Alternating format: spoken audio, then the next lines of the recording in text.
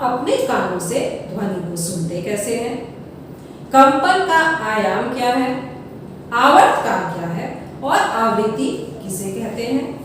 और साथ ही हम लोग यह भी जानेंगे कि ध्वनि की प्रबलता क्या है, तारत्व क्या है, श्रव्य ध्वनियां किसे कहते हैं, अश्रव्य ध्वनियां किसे कहते हैं, और साथ ही हम लोग जानेंगे कि संगीत क्या है, शोर क्या है, ध्वनि प्रदूषण क्या होता है, ध्वनि प्रदूषण से हमारे शरीर को क्या क्या नुकसान पहुंच सकता है और ध्वनि प्रदूषण को सीमित करने के क्या उपाय हैं। तो चलिए हम लोग आगे बढ़ना शुरू करते हैं।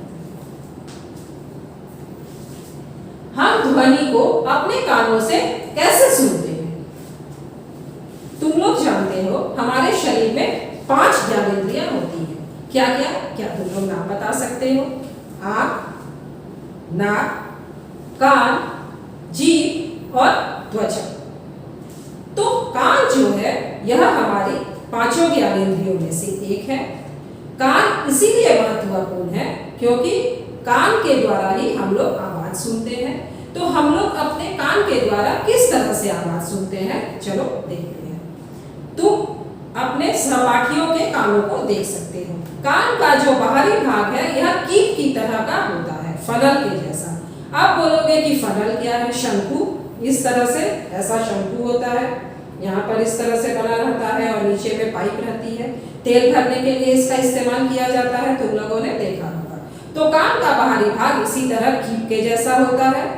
जब ध्वनि किसी ध्वनि स्रोत से हमारे कानों में प्रवेश करती है तो यह एक नलिका से गुजरती है। कीप के पीछे यहाँ देखो नलिका रहता है। नलिका के एक सिरे पर एक पतली मजबूत झिल्ली तनी हुई अवस्था में होती है जिसको हम लोग कहते हैं कर्णपटह, ईयर ड्रम, या बोलचाल की भाषा में जिसे हम लोग कान का पत्ता भी कहते हैं। तो ध्वनि के कंपन के कारण ये जो कर्णपटह है, ईयर ड्रम है, इनमें भी कंपन शुरू हो जाता है और उसके बाद कर्णपटह इन कंपनों को आंतरिक कर्ण में भेज देता है। चलो हम लोग इसको एक चित्र के द्वारा समझते हैं। हम लोग चित्र के माध्यम से कान किस प्रकार कार्य करता है इसे समझते हैं। यहाँ पर देखो, यह कान का बाहरी भाग कीप के जैसा दिखाई दे रहा है। यह नलिका है। ध्वनि किसी स्रोत से जब आती है तो यह नलिका से होकर गुजरती है। नलिका के एक सिरे पर यह मजबूत तनी हुई झिल्ली है जिसे हम लोगों ने कर्णपटह, ईयर ड्रम कहा था। तो ध्वनि के कंपन के कारण यह कर्णपटह, ईयर ड्रम में कंपन होने लगता है। ईयर ड्रम इन कंपनों को आंतरिक कर्ण में भेज देता है। यहाँ पर देखो, यह आंतरिक कर्ण दिखाया हुआ है। आंतरिक कर्ण में एक प्रकार का द्रव और तंत्रिका कोशिका रहती है जिसका संबंध हमारे मस्तिष्क से रहता है। तो जब कंपन आंतरिक कर्ण में पहुंचते हैं तो ये द्रव में भी कंपन उत्पन्न कर देते हैं। द्रव में उत्पन्न इन कंपनों को तंत्रिका कोशिका जो है संकेतों में परिवर्तित कर देती है और हमारे मस्तिष्क में भेज देती है। मस्तिष्क इन संकेतों को फिर से ध्वनि में परिवर्तित कर देता है जिससे हम लोग सुन पाते हैं। तो इस तरह से ध्वनि हमारे कानों में प्रवेश करती है और हम लोग ध्वनि को सुन पाते हैं। चलो अब हम लोग देखते हैं कंपन का आयाम, एम्पलीट्यूड क्या है, आवर्तकाल, टाइम पीरियड क्या है और आवृत्ति, फ्रीक्वेंसी क्या है। कंपन किसे कहते हैं? इसके पहले भाग में पहले तुम लोगों को बताया था। जब भी कोई वस्तु अपनी मध्य स्थिति से इधर या उधर या ऊपर और नीचे गति करे तो इसे कंपन कहा जाता है। यह दोलन गति का एक प्रकार है। दोलन गति क्लास 6 में तुम लोगों ने पढ़ा होगा। हवा में किसी झूले की गति, झूला झूलते हैं तो इस तरह से, यह दोलन गति है। या पेंडुलम की गति, घड़ी में पेंडुलम रहता है वो इस तरह से हिलता है, दोलन गति। हवा में जब डालियां हिलती हैं यह भी दोलन गति। या तुम लोगों ने जब कपड़ा सिलाने के लिए दर्जी की दुकान पर जाते हो तो दर्जी की सिलाई मशीन को देखा होगा। दर्जी जब कपड़े सिलता है तो सुई की गति इस तरह से ऊपर नीचे होती है, यह भी दोलन गति का ही उदाहरण है। तो सबसे पहले हम लोग देखेंगे कंपन का आयाम, एम्पलीट्यूड। दोलन, वस्तु इस तरह से की कंपन की, फिर यहाँ से लौटी, तो किसी वस्तु का अपनी मध्य स्थिति से अधिकतम विस्थापन, इसे कहते हैं आयाम, एम्पलीट्यूड। यहाँ पर देखो चित्र में देख रहे हो, यह कंपन करती वस्तु है, यह जो इसका अधिकतम विस्थापन है मध्य स्थिति से, इसे हम लोग कहते हैं आयाम, और इसका एसआई मात्रक होता है मीटर, जिसे हम लोग स्मॉल m द्वारा दर्शाते हैं, डिनोट करते हैं। अब है आवर्त काल। वस्तु जब दोलन करती है तो यहाँ मध्य स्थिति से ऐसे गई, फिर इस तरह और फिर यहाँ, तो यहाँ पर उसका एक चक्कर पूरा हुआ, ऐसे ऐसे और ऐसे। तो किसी भी वस्तु को एक कंपन पूरा करने में लगा समय आवर्त काल, टाइम पीरियड कहलाता है, और इसका एसआई मात्रक होता है सेकंड, जिसको हम लोग यहाँ पर स्मॉल s द्वारा दिखाते हैं। तीसरा हो गया आवृत्ति, फ्रीक्वेंसी। कोई भी वस्तु, कंपन करने वाली वस्तु एक सेकंड में जितने कंपनों को पूर्ण करती है, एक सेकंड में ये जितने कंपन होते हैं उसे आवृत्ति, फ्रीक्वेंसी कहा जाता है। इसका एसआई मात्रक हर्ट्ज होता है, जिसको हम लोग इस तरह से कैपिटल H और स्मॉल z द्वारा दिखाते हैं।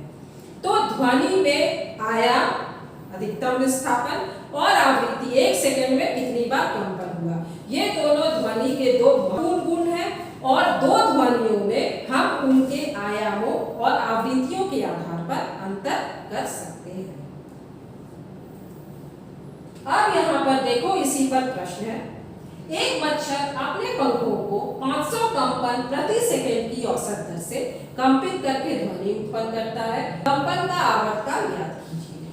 मच्छर अपने पंखों को इस तरह से फड़फड़ाता है, पंखों को फड़फड़ाने से उसके पंखों में कंपन उत्पन्न होता है, जिससे ध्वनि उत्पन्न होती है और हम लोग सुन पाते हैं। तो यहाँ पर प्रश्न में दिया है 500 कंपन एक सेकंड में करता है, और आवर्तकाल क्या होता है, एक कंपन करने में लगा समय, तो 500 कंपन एक सेकंड में कर रहा है, तो एक कंपन 1/500 सेकंड में करेगा, और यह आता है 0.002 सेकंड, मतलब इस कंपन का आवर्तकाल आया 0.002 सेकंड। इसी पर दूसरा प्रश्न है, एक दोलक 4 सेकंड में 40 बार दोलन करता है, इसका आवर्तकाल और आवृत्ति ज्ञात कीजिए। आवर्तकाल, एक दोलन पूरा करने में लगा समय 40 दोलन करता है 4 सेकंड में, तो एक दोलन करेगा 4/40 सेकंड में, और ये आ गया 1/10 सेकंड। जब हम सरल किए तो 0.1 सेकंड, मतलब इसका आवर्तकाल आ गया 0.1 सेकंड। इसी तरह आवृत्ति 1 सेकंड में कितनी बार दोलन करता है, तो 4 सेकंड में 40 बार दोलन किया, तो 1 सेकंड में 40/4 बार दोलन करेगा, और यह हो गया 10, और आवृत्ति की मात्रक है हर्ट्ज, तो इसकी आवृत्ति हो गई 10 हर्ट्ज। अब देखो ध्वनि की प्रबलता, लाउडनेस ऑफ द साउंड। तो ध्वनि की प्रबलता उसके आयाम पर निर्भर करती है, यह जो अधिकतम विस्थापन है। अगर आयाम कम है तो ध्वनि धीमी है, मंद है, और यदि आयाम ज्यादा है तो ध्वनि प्रबल है, ऊंची है। ध्वनि की प्रबलता कंपनों के आयाम के वर्ग के समानुपाती होती है। यहाँ पर देखो प्रबलता जो है आयाम के वर्ग के समानुपाती है, मतलब अगर आयाम को हम लोग 2 गुना बढ़ाए तो प्रबलता 2 गुना 2 4 गुना बढ़ेगी। यदि आयाम को हम लोग 3 गुना बढ़ाए तो प्रबलता 3 गुना 3 9 गुना बढ़ जाती है। प्रबलता का मात्रक है डेसिबल, जिसको हम लोग स्मॉल d और कैपिटल B से डिनोट करते हैं। अब यहाँ पर देखो आयाम दिया है, एक रबर बैंड हम लोग लिए इस तरह से, जब इसे हल्के से कंपित करते हैं तो यहाँ देखो आयाम छोटा हो रहा है, और आयाम छोटा तो आवाज धीमी। जब यहाँ पर रबर बैंड को हम लोग जोर से कंपित करते हैं तो आयाम ज्यादा होगा, तो आवाज जो है यह ऊंची होती है। अब है ध्वनि की तीक्ष्णता। जिसको तारत्व भी कहते हैं, पिच ऑफ द साउंड। तो आवृत्ति ध्वनि की तीक्ष्णता को निर्धारित करती है। अगर आवृत्ति कम है तो तारत्व निम्न है, और यदि आवृत्ति बहुत अधिक है तो तारत्व उच्च है। यहाँ पर फिर उसी तरह हम लोग रबर बैंड से देख रहे हैं, अगर धीरे से खींच के छोड़ते हैं तो आवृत्ति कम है और इसका तारत्व भी कम होता है, और यदि रबर बैंड को हम लोग जोर से खींच के छोड़ते हैं तो ये जो आवृत्ति है ये ज्यादा होती है और तारत्व भी जो है यह उच्च होता है। अब यहाँ पर देखो और दो उदाहरण मैं दे रही हूँ। ढोल, ढोल जो है यह मंद आवृत्ति से कंपित होता है। यहाँ देखो आवृत्ति कम है, तो इसलिए इसका तारत्व भी ऊंचा होता है, और इसीलिए हम लोग कहते हैं कि ढोल की जो ध्वनि है वो भारी है, मोटी है।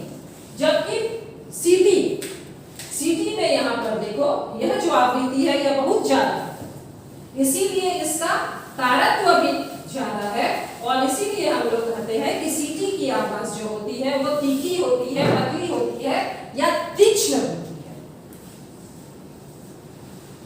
इसी तरह से शेर की दहाड़ की भी जो आवृत्ति होती है यह कम होती है, इसीलिए शेर की दहाड़ का तारत्व कम होता है। जबकि पक्षी जो ध्वनि उत्पन्न करते हैं तो उसकी आवृत्ति बहुत ज्यादा होती है, इसीलिए उसका तारत्व अधिक होता है, और पक्षी द्वारा उत्पन्न ध्वनि हम लोगों को तीखी लगती है। लेकिन शेर की दहाड़ का जो आयाम है यह ज्यादा होता है, इसीलिए शेर की दहाड़ प्रबल होती है, जबकि पक्षी द्वारा जो ध्वनि उत्पन्न की जाती है उसका आयाम कम होता है, इसीलिए पक्षी द्वारा उत्पन्न ध्वनि दुर्बल होती है। अब यहाँ पर देखो, इसी पर आधारित मैं एक प्रश्न पूछ रही हूँ। क्या तुम जानते हो कि तुम्हारी आवाज तुम्हारे शिक्षक की आवाज से भिन्न क्यों होती है? तो मनुष्य की आवाज आयाम पर निर्भर करती है। शिक्षक की आवाज का आयाम जो है यह अधिक होता है, इसीलिए शिक्षक की आवाज भारी होती है। जबकि तुम्हारी आवाज है, बच्चे की आवाज है, उसका आयाम कम होता है, इसीलिए बच्चे की आवाज जो है वो धीमी होती है। मतलब तुम्हारी आवाज तुम्हारे शिक्षक की आवाज से इसीलिए अलग है क्योंकि तुम्हारे और शिक्षक की आवाज के आयामों में अंतर होता है। अब इसी पर है एक दूसरा प्रश्न। क्या आप कह सकते हैं कि बच्चे की आवाज की आवृत्ति वयस्क की आवृत्ति से अधिक है?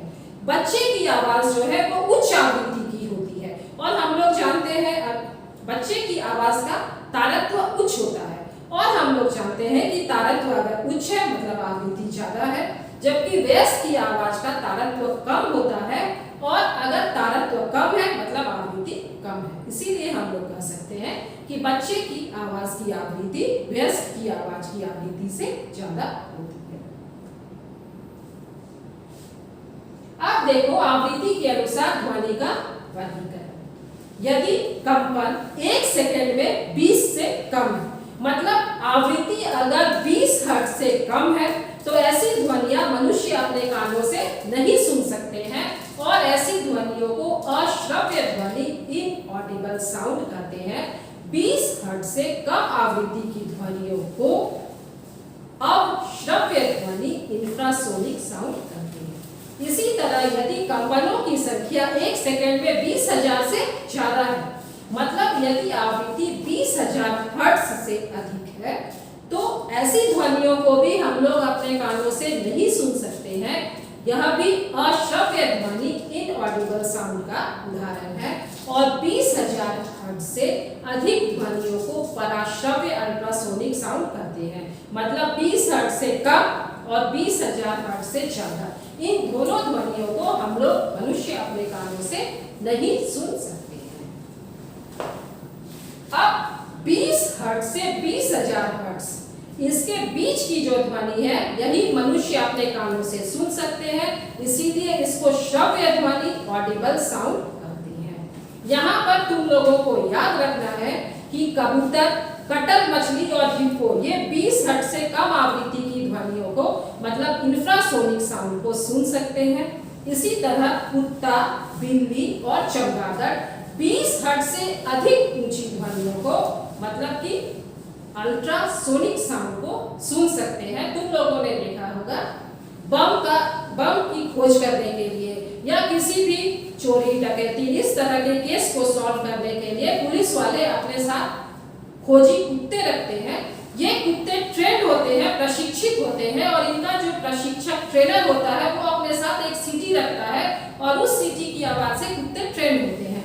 लेकिन उस सीटी को मनुष्य हम लोग अपने कानों से नहीं सुन सकते हैं, कुत्ते सुन लेते हैं। मतलब उस सीटी की आवृत्ति जो है वो 20,000 हर्ट्ज से अधिक होती है। इसी तरह बैट, चमगादड़ 20,000 हर्ट्ज से अधिक ध्वनि मतलब अल्ट्रासोनिक साउंड उत्पन्न करते हैं और उसी की सहायता से वे रात के अंधेरे में अपने शिकार को ढूंढते हैं। यहाँ पर और एक चीज तुम लोगों को याद रखनी है कि जो व्हेल मछली है वो 20 हर्ट्ज से कम मतलब इंफ्रासोनिक साउंड को भी सुन सकती है और 20,000 हर्ट्ज से अधिक मतलब अल्ट्रासोनिक साउंड को भी सुन सकती है। यह याद रखने की बात है कि व्हेल मछली इंफ्रासोनिक और अल्ट्रासोनिक दोनों तरह की आवाजों को सुन सकती है। अल्ट्रासोनिक साउंड जो है पराश्रव्य ध्वनियां, इनका इस्तेमाल चिकित्सा के क्षेत्र में होता है। अल्ट्रासोनोग्राफी जिसको हम लोग कहते हैं उसमें इसी अल्ट्रासाउंड का इस्तेमाल किया जाता है। अब यहाँ पर देखो शोर क्या है, नॉइज क्या है और संगीत क्या है। ऐसी ध्वनियां जो सुनने में सुखद नहीं है, अप्रिय लगती है, जिन्हें हम सुनना पसंद नहीं करते, उन्हें शोर नॉइज कहा जाता है। जैसे निर्माण स्थल से आने वाली ध्वनि, कहीं भी मकान वगैरह बन रहा है वहां पर देखो हमेशा मशीनों की आवाज खटखट होते रहती है और जब वहां जाते हैं तो हमें पसंद नहीं आती है। इसी तरह सड़कों पर जो गाड़ियां चलती हैं उनके हॉर्न की आवाज जो है बहुत ज्यादा, अगर व्यस्त चौराहा है वहां देखो हमेशा पो पो हॉर्न बजता है तो यह भी हम लोगों को पसंद नहीं आता। और इसी तरह घरों में जो हम लोग मिक्सर ग्राइंडर का इस्तेमाल करते हैं, जब चलाते हैं तो भों करके चलता है, यह भी शोर नॉइज का उदाहरण है। इसी तरह संगीत, म्यूजिक क्या है, जो कानों को सुनने में अच्छा लगे, सुखद लगे, जो हमें पसंद हो। जैसे कि किसी वाद्य यंत्र की आवाज, बांसुरी की आवाज, सितार की आवाज, हारमोनियम की आवाज सुनने में बहुत अच्छी लगती है, किसी मधुर गायक की आवाज, तो ये सब संगीत के उदाहरण हैं। संगीत भी शोर बन जाता है जब बहुत जोर से हम किसी वाद्य यंत्र को बजाते हैं, जैसे डीजे वगैरह में, पार्टी में बहुत तेज म्यूजिक बजता है तो क्या वह पसंद आता है? नहीं, उस समय वह शोर बन जाता है। तो संगीत इसी तरह स्कूलों में या घंटी जब बहुत दूर से बजती है, घंटी की आवाज दूर से सुनते हो तो अच्छी लगती है, लेकिन जब बहुत सारी घंटियां एक साथ तुम्हारे कानों के सामने बजे तो क्या वह तुम्हें अच्छा लगेगा? संगीत लगेगा? नहीं, उस समय वह शोर बन जाता है। अब है शोर प्रदूषण या ध्वनि प्रदूषण, नॉइज पॉल्यूशन इसे कहते हैं। तो वातावरण में अत्यधिक या अवांछित ध्वनियों अर्थात कोलाहल से उत्पन्न प्रदूषण को शोर प्रदूषण, नॉइज पॉल्यूशन कहा जाता है। तो ध्वनि प्रदूषण के प्रमुख स्रोत निर्माण स्थल से आने वाली ध्वनियां, जहाँ भी घर वगैरह बन रहे हैं वहां पर हमेशा मशीनें आवाज करते रहती है, कुछ सेंटरिंग का काम चलते रहता है तो वह ध्वनि जो है ध्वनि प्रदूषण में आती है। इसी तरह बसों, ट्रकों आदि के हॉर्न की आवाज, कोई भी व्यस्त सड़क है, व्यस्त चौराहा है, वहां पर जाके खड़े हो जाओ, हमेशा जो हॉर्न की आवाज आती है वो भी ध्वनि प्रदूषण का स्रोत है। इसी तरह अगर बहुत जोर से टीवी चलती है, रेडियो चलता है, मतलब हम खुद अपने नहीं सुन रहे हैं, अपने पड़ोसी को, अपने पूरे मोहल्ले को सुना रहे हैं, तो वह भी ध्वनि प्रदूषण का स्रोत है। इसी तरह पटाखों के फटने से उत्पन्न ध्वनि, दिवाली के दिन देखो सब कोई बहुत पटाखे चलाते हैं, क्या अच्छा लगता है? नहीं, हम लोग अपने कानों को बंद कर देते हैं। खासकर बच्चों को देखो, वे डर जाते हैं, जो छोटे बच्चे हैं वो पटाखों से उत्पन्न ध्वनि द्वारा डर जाते हैं। बच्चों के साथ साथ अगर घर में तुम पेट्स को पाले हो, पालतू जानवर है, कुत्ता है, बिल्ली है, देखो वो पटाखों की आवाज से डर के किसी कोने में जाके छुप जाता है, तो यह सब ध्वनि प्रदूषण के स्रोत है। इसी तरह कारखानों में मशीनों की आवाज, कोई भी कारखाना है, मशीनें चल रही हैं तो उनकी घड़घड़ाहट होगी, तो यह भी ध्वनि प्रदूषण का स्रोत है। बैंड, ढोल, ये सब की आवाज, जब बैंड बाजा के साथ बारात निकलती है तो वो भी ध्वनि प्रदूषण का स्रोत है। इसी तरह जब कभी डीजे बजता है या बहुत जोर से वाद्य यंत्र बजता है, जैसे सरस्वती पूजा में ही देखो, यहाँ पर सरस्वती पूजा होती है तो चारों तरफ माइक लगा के 2 दिनों तक लगातार गाना बजता है, क्या वह अच्छा लगता है? नहीं, वह ध्वनि प्रदूषण फैलाता है। इसी तरह जो वायुयान है या हेलीकॉप्टर है, बहुत नीचे से जब गुजरता है तो कितने जोर से आवाज लगती है, लगता है कानों में कुछ सुनाई ही नहीं दे रहा है। तो यह सभी ध्वनि प्रदूषण के स्रोत हैं। अब है कि घर में ध्वनि प्रदूषण। ऊंची आवाज में चलाए गए रेडियो जब बहुत ऊंची आवाज में चलता है तो वह सुखद नहीं लगता, वह ध्वनि प्रदूषण करता है। इसी तरह से रसोई घर के उपकरण जब ग्राइंडर या मिक्सर चलता है तो वो भी ध्वनि प्रदूषण का स्रोत है। घरों में हम लोग वातानुकूलक लगाते हैं, एसी, उसकी आवाज, घरों में जब कूलर चलता है तो उसकी आवाज, या इसी तरह वॉशिंग मशीन जब चलती है घों घों करके ध्वनि आती है, ये सब घरों में ध्वनि प्रदूषण के स्रोत है।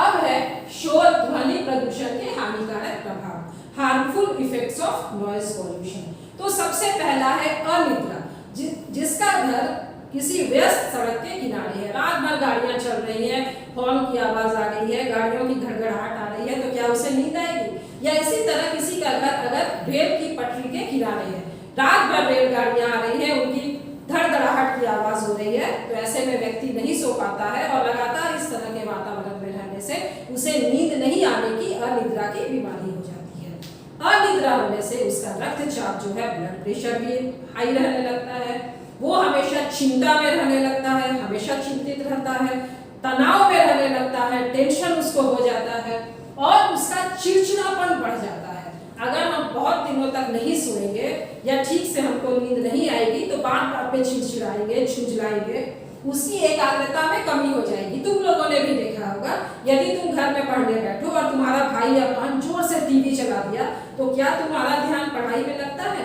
क्या तुम एकाग्र हो पाते हो, कंसंट्रेट हो पाते हो? नहीं ना। तो जो इस तरह के ध्वनि प्रदूषण वाले माहौल में रहता है वो एकाग्र नहीं हो पाता है, किसी भी चीज पर अपना ध्यान केंद्रित नहीं कर पाता है और इन सब कारणों से उसके सर में हमेशा सर दर्द होते रहता है और बहुत दिनों तक इसी तरह के माहौल में रहने से उसकी जो सुनने की शक्ति है वो भी धीरे धीरे कम होने लगती है, मतलब बहरेपन की समस्या उसमें आने लगती है। तो अब है शोर को सीमित रखने के उपाय। तो सबसे पहला है कि जहां से ध्वनि प्रदूषण फैल रहा है वैसे ध्वनि स्रोतों पर हम लोग नियंत्रण रख दें। इसके लिए वायुयान के जो इंजन है या गाड़ियां हैं या मशीनें हैं, घरेलू उपकरण हैं, इन सब में ध्वनि अवरोधक यंत्र मतलब कि साइलेंसर लगा होना चाहिए। और तुम लोगों ने भी देखा होगा गाड़ियों में साइलेंसर लगा होता है, लेकिन जब किसी मोटरसाइकिल में साइलेंसर नहीं है और वह रोड से गुजरती है, कितनी जोर से बड़ की आवाज के साथ जाती है। इसी तरह लाउड स्पीकर का उपयोग हम लोग कम से कम करें। ऐसा नहीं कि मेरे घर में कुछ भी प्रोग्राम है, हम सरस्वती पूजा कर रहे हैं या गौशाला मेला ही जब होता है तो देख लो सब की ध्वनि लाउड स्पीकर से इतनी ज्यादा आती है कि अगल बगल के लोग तो सो ही नहीं पाते। तो हम लोगों को लाउड स्पीकर का इस्तेमाल बहुत ही कम करना चाहिए और पार्टियों में भी बहुत जोर से संगीत नहीं बजाना चाहिए। ठीक है, मेरे घर में पार्टी है, हम कुछ डीजे लगा दिए, म्यूजिक बजा दिए, लेकिन जो हमारे अड़ोसी पड़ोसी हैं उनको भी तो इसके कारण परेशानी होती है। पटाखे भी बहुत ज्यादा नहीं फोड़ना चाहिए, आजकल फैशन हो गया है। पहले तो सिर्फ दिवाली में ही पटाखे फोड़े जाते थे, आजकल शादी है, ब्याह है या और भी कुछ खुशी का मौसम माहौल है तो भी हम लोग पटाखे फोड़ते हैं। तो इस पर हम लोगों को नियंत्रण रखना चाहिए और वाहन चलाते समय भी हॉर्न का प्रयोग कम से कम करना चाहिए। हमारी आदत हो गई है, अगर मेरे आगे रोड पर 3-4 गाड़ियां खड़ी है तो हम जोर जोर से यह हॉर्न बजाने लगते हैं, मतलब तुम जल्दी जाओ। लेकिन क्या मेरे यहाँ पर जोर जोर से हॉर्न बजाने से गाड़ी बढ़ेगी? वो तो अपनी मर्जी से ही चलेगी। तो हमको इन सब पर नियंत्रण रखना चाहिए।